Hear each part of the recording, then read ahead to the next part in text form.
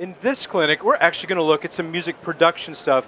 I've titled this The Anatomy of a Rock Trailer Cue, and what we'd really like to do is take a look inside this session and see how it's put together and some useful production, creative, technical, logistical techniques that, that a composer can use to put a cue like this together.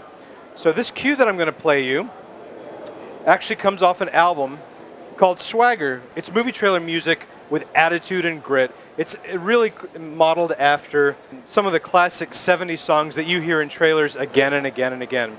So before we get started in the details, what I'd like to do is just play this for you. This is a shortened version of the cue, and then we'll dive into it a little bit.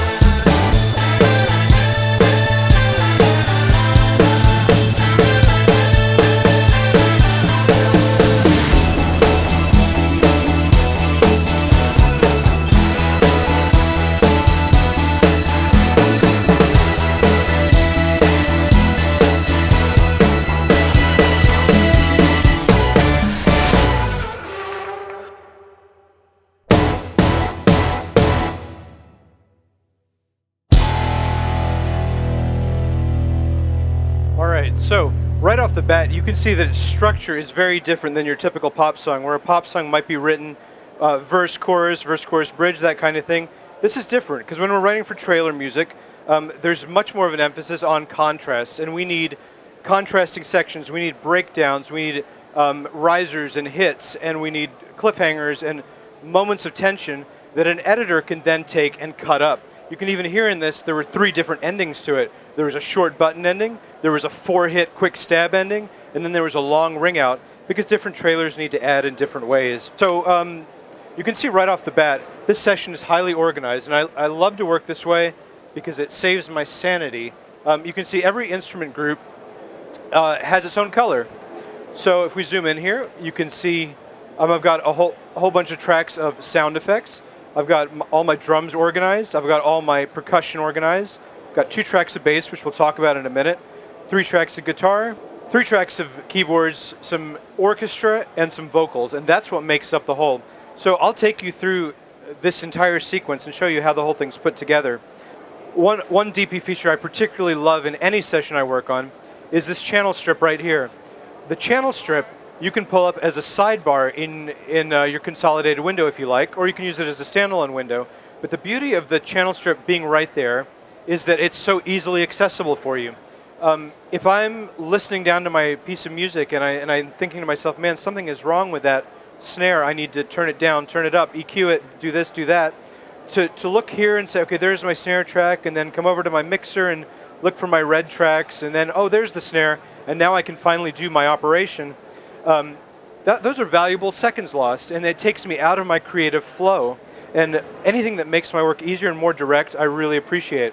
So having the channel strip here is handy because every track I click on, if you watch my channel strip right here, it just updates right to it. So it's very easy for me to be watching my entire sequence play down, and I want to adjust my snare. I click on the snare. My snare track is here. I can instantly turn it down, turn it up, solo, mute it, add effects, anything I need to do. So that makes my life a whole lot easier just to keep that docked in the sidebar. So let's zero in on the drums first, and let me play a little bit of that for you, and then we'll take a look at how the drums are set up.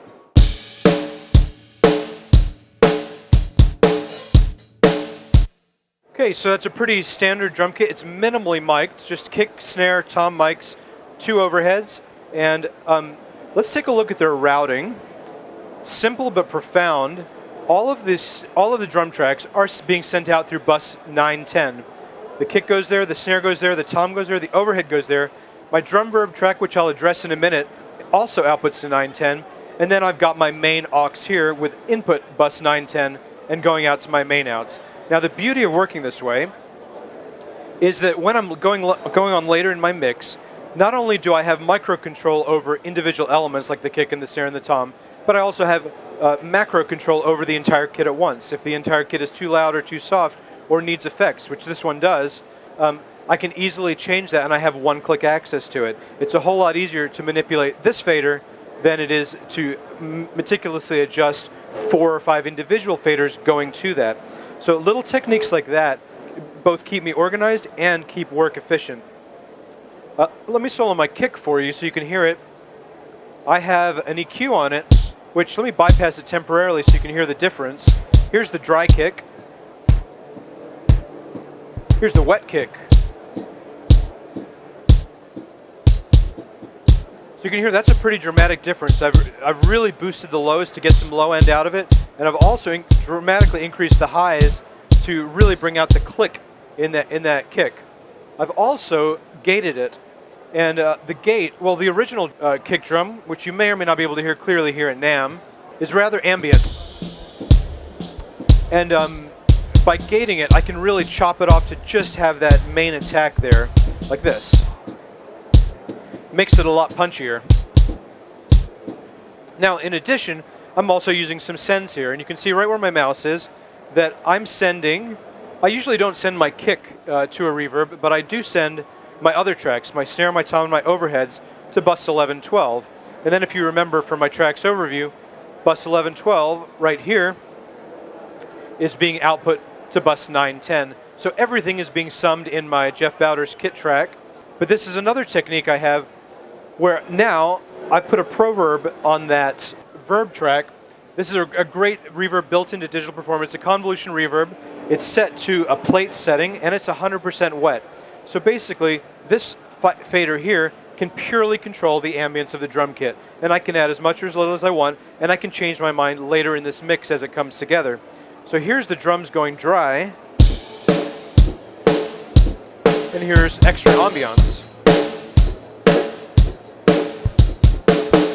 So having that set up gives me a lot of flexibility. And then finally, I'm summing my entire kit to the rightmost drum channel, and I've put a MOTU preamp on this channel. MOTU preamp is great for adding coloration and distortion and grit.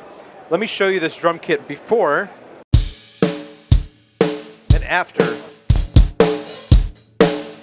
So there's a big level change, but there's also a lot of grit and distortion being added to it that really help add to the character of this trailer that I'm using. In addition, I'm also adding an EQ. This is a brand new plugin that was just introduced a couple days ago from PSP. It's their model of the Avitas E27, which is a very, very musical hardware EQ. So I'm using this to dull the high end a little bit and give it a little bit more of a vintage character and boost the low end just a tad. So those are my drums. Let's quickly move on to the other section of this sequence. Here are my sound effects. Now these are kind of unremarkable, but I'll play just a second of them so you can get a feel for what's inside them. Very typical for trailer music. We use a lot of whooshes and bangs and risers and stuff like that. Anything to heighten the suspense when we get towards the big cliffhanger moments. So those are just simple wave files that have been dropped in and timed to the downbeats. So they're pretty basic. Let's move on to the percussion. The percussion is kind of fun. Here's the percussion stem all put together. As you can see, we've got a whole area of things. Claps, congas, 2 congas, claps and snaps, tambourines.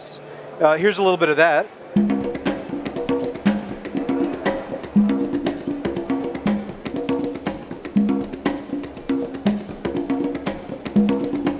So some of these are live played, other of them are just loops that have been drug in and edited to taste.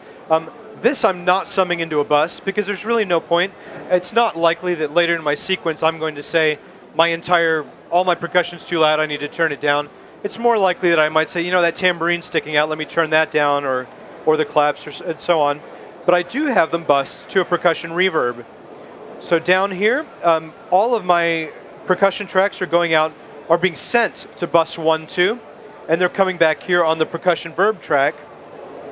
On the percussion verb track, I use an EQ to lop off all the low end because I don't need anything in the low end clouding my kick and snare, my kick and bass, and I'm hyping the high end to get a lot more sizzle out of it. And then I'm passing that into a spring reverb. For this, I'm using the PSP Springbox at 100% wet. All my dry signal is down. And the Springbox is a very non-linear, messy reverb. Let me show you the percussion again with no reverb, and then I'll exaggerate it so you can hear its character.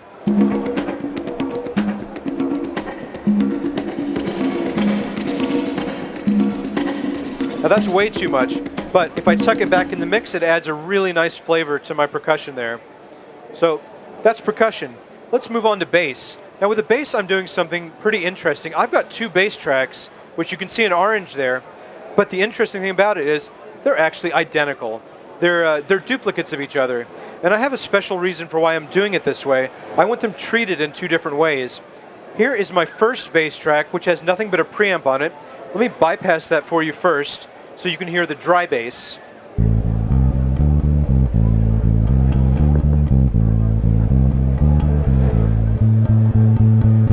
Pretty standard bass tone, but now here's the same thing plus the preamp.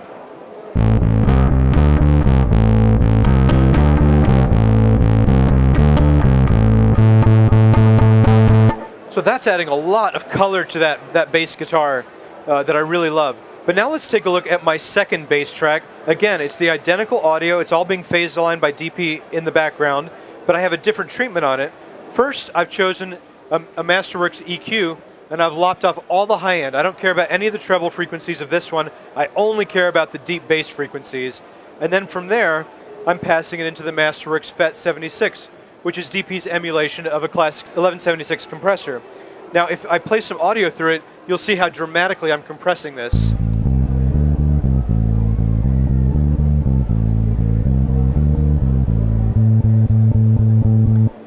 So that is being smashed. There's almost no dynamic variation to it, and that's done intentionally to create a little bit of character and to make it sit perfectly at the bottom of the mix. It's not going to jump out and peak back. It's going to be really linear and smooth. It's probably a brick if I were to look at the waveform, just a solid brick of audio. So now the beauty of doing things that way, let me bring in all of my tracks to date. The sound effects, the drums, the percussion, and the bass. Now I have full ability to say, you know what, I want more grit in my bass, I want more low end, more deep low end, and I can adjust that on the fly with one click.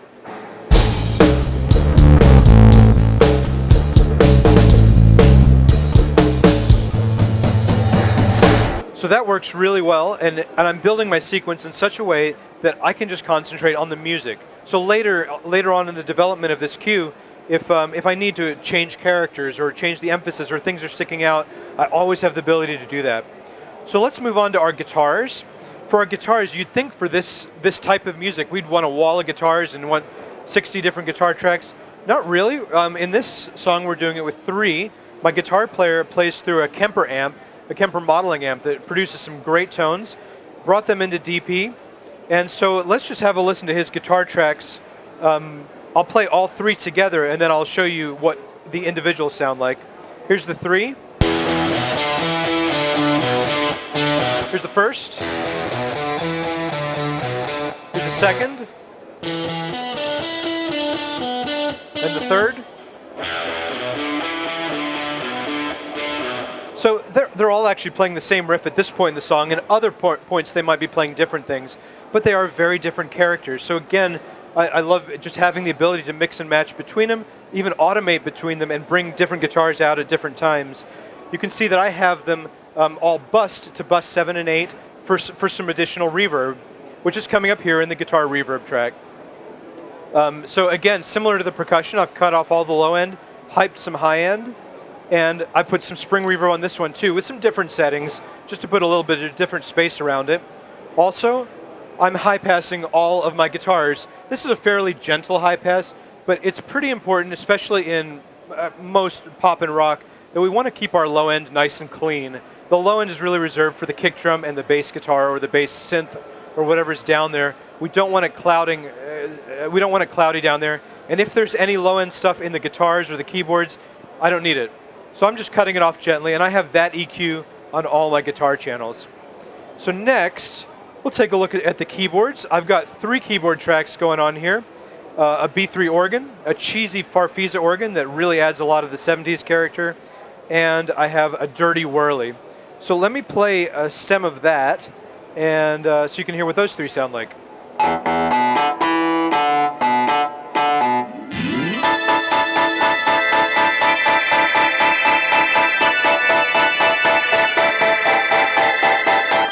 I'd love to single out the Farfisa because it's so ugly and character driven. I love that organ. So similar to the guitars, I'm high passing all of my keyboards just to keep my bass area nice and clean. So after the keyboards, we'll move on to the orchestra. Now you wouldn't think that there would be much orchestra in a cue like this, but it's actually being used for dramatic effect. So let me play you just a quick clip of the orchestra here by itself.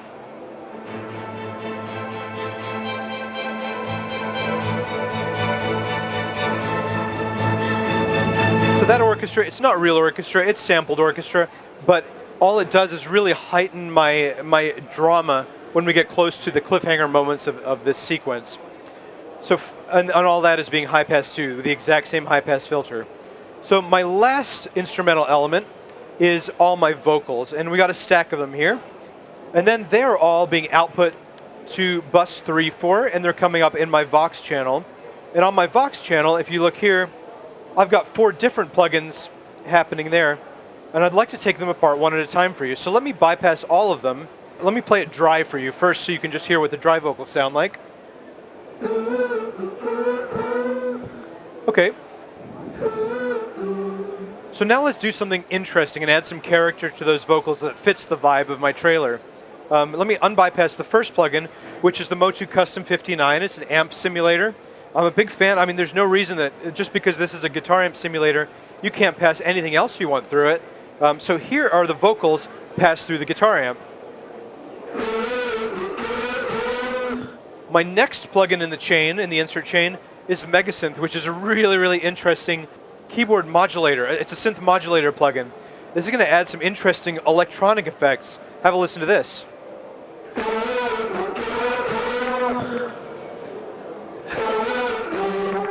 You can hear that low-end bubbling that it just adds a lot of interesting flavors to this through the trailer. Next thing I'm adding is just a standard EQ, but this one I've cut off the low end pretty dramatically, and I've hyped the high end. The end result of this plugin is it's going to have a kind of a telephone kind of character. It also boosts the level quite a bit, so it cuts through the mix, so now it'll have to be tucked down. And then finally, I'm using yet another spring box to add more spring reverb. Now this one is a little different because it's used on an insert. So all the vocals are passing through the Custom 59, through the Megasynth, through the EQ, now through the spring box. If I did it 100% wet, you would only hear effect. I need some dry signal in. So this is a balance between wet and dry, unlike the other spring boxes I used, and it adds some space around the vocals.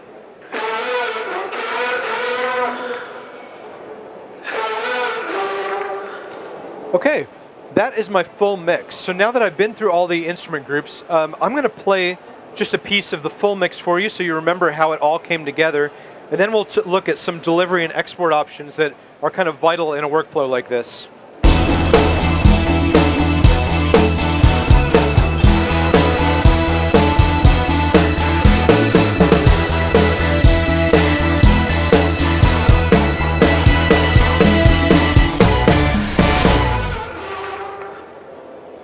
Okay, so that's my trailer. Let's say we are now completely done with this. All of my tracks, you can see, are either outputting to main out 1, 2, or are outputting to a bus pair that eventually make it out to main out 1, 2. Then at the bottom of my sequence here, I have my master fader, which I always color the darkest color in my palette, and I keep rightmost, so it just makes sense to me. That's where everything is being summed. If this project was going to a mastering engineer, I would not touch my master fader, other than making sure that it never clips during my entire piece.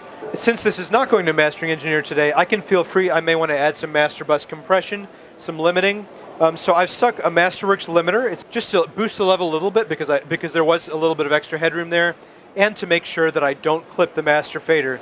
As you may know, digital clipping above 0 is never a good thing. It's not a pleasant sound. So just to keep all my resolution, I'm keeping that master fader there.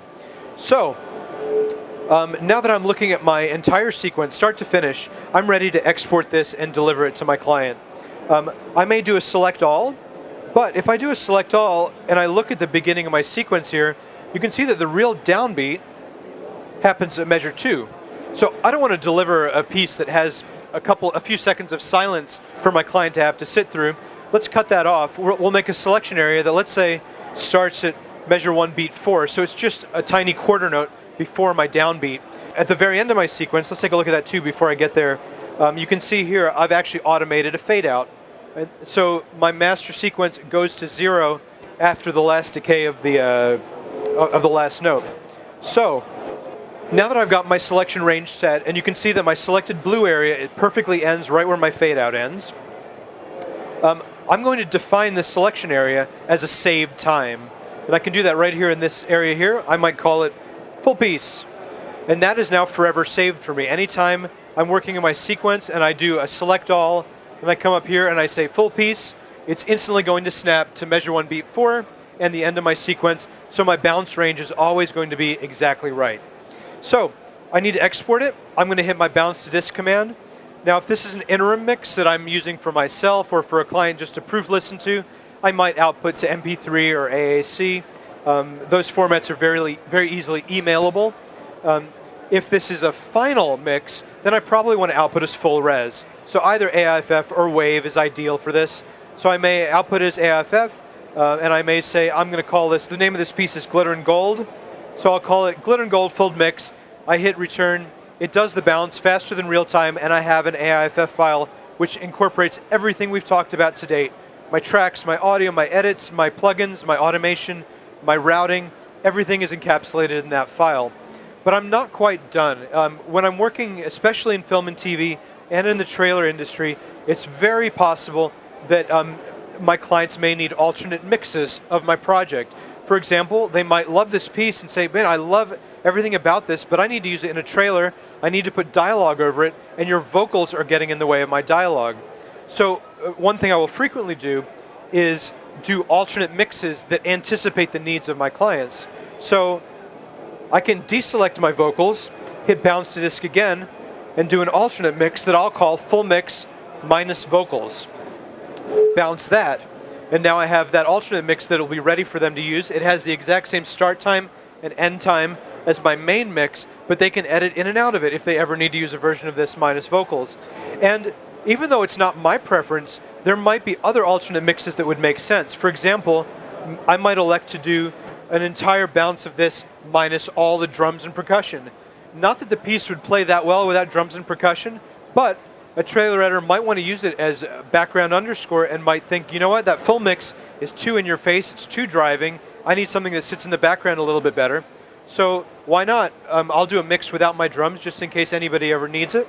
And any other elements that I can anticipate my clients ever needing, I will probably do a bounce just so it exists and it's available to anyone who needs it. Another thing I will do, kind of similar in that vein, I'll bounce stems. And stems are, if you're not familiar with the concept of stems, stems are simply groups of instruments.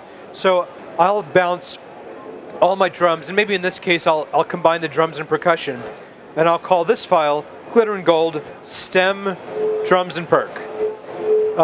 By doing this, I'm actually saving a permanent copy of the audio of all the drums and percussion put together. And then I'll repeat that process 6 or 7 more times, getting the basses, the guitar, the keyboards.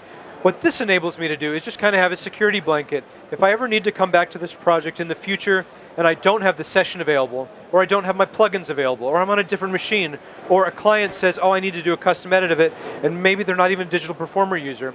They can reassemble my stems, taking 6 or 7 WAV or AIFF files. They can import it into any platform in the world, because every platform in the world will read AIFF and WAV files. They can reassemble my sequence, and then we can do edits or remixes or anything necessary from that.